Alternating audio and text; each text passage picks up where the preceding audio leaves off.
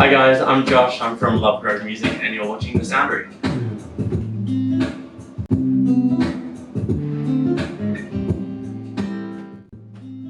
I first started playing music when I was 9 as a classical flute player. That carried me all the way through to the end of high school where I found my love for songwriting and singing, and I picked up the guitar and started my career as a professional singer, songwriter and performer. These days I predominantly am a vocalist and I play acoustic and electric guitar, a bit of bass and keys and the flute. And I always picked up and dabbled in a lot of different instruments. So I have played the oboe, the French horn, the ukulele, basically anything I could get my hands on. But for now I just focus on what I would use in my live show, which is guitar and voice and keys. I think music changed my life. When I was a kid, it was this curiosity. It was just something I was inherently drawn to. Like, both of my parents always told me that it was something that they would witness me doing before I even knew what I was doing. And then when I started learning, I found joy in performing and just collaborating in classical music.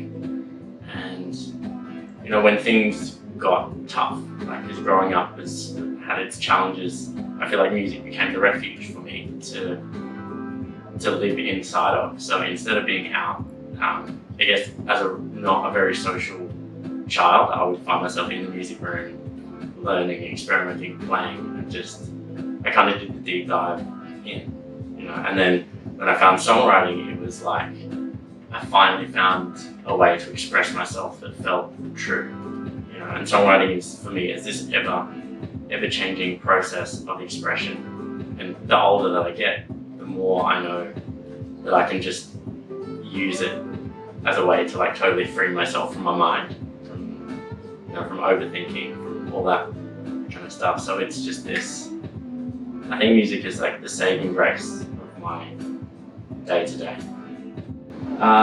So all great stories for me start at Woodford Folk Festival on the Sunshine Coast. A few years ago, I had the opportunity to jump up with a musician who I really respected and admired. I still do.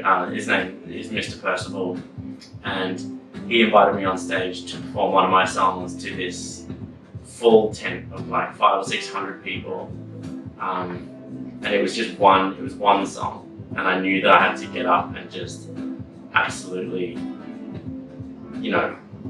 really land and be present. So I got up, sung this song, and I had 600 people singing the words to my music, the first time ever in my life, and that had been such a goal that I had seen, I dreamt about that moment for, since I was on stage singing.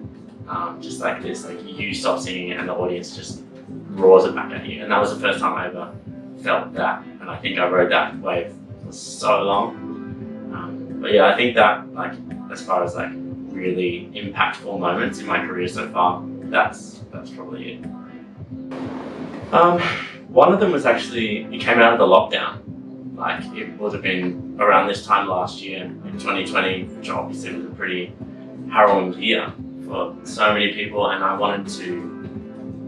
actually wanted to capture a moment of joy, because there was so much chaos, there were so many people expressing the hardship, and I really found this moment of peace. And so I wrote Slow Days, which was about just enjoying the time to spend with a loved one, and that was kind of cool, because for me, songs are time capsules of real moments, so that was cool just to have that and put it on the shelf. And the other one, Permission, was about, when I first wrote it, I thought it was about cyberbullying. So I've had a few really important people in my life, and I've witnessed them at the mercy of bullying over the internet, and how impactful that was. And I wanted to write this song just so that I could share that you don't have to let people's view of you change your view of yourself. And so this was kind of the anthem for that. And then as I was writing it, it actually kind of shifted a little bit. Like, it's still about that, but it was actually about me owning my own worth, my own value. So it's called Permission, and it was about when I finally decided to like step out of my own way so that I was able to succeed in the way that I wanted to.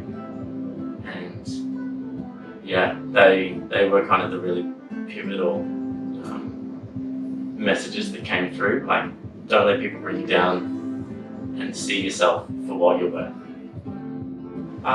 These days, the best way to get in touch is through Spotify and Instagram at Lovegrove Music, and my website is www.lovegrovemusic.com. Would just like to throw a huge shout out to the crew from the Soundery for having me on board today. I'm loving the way that they are highlighting and showcasing Australian original music.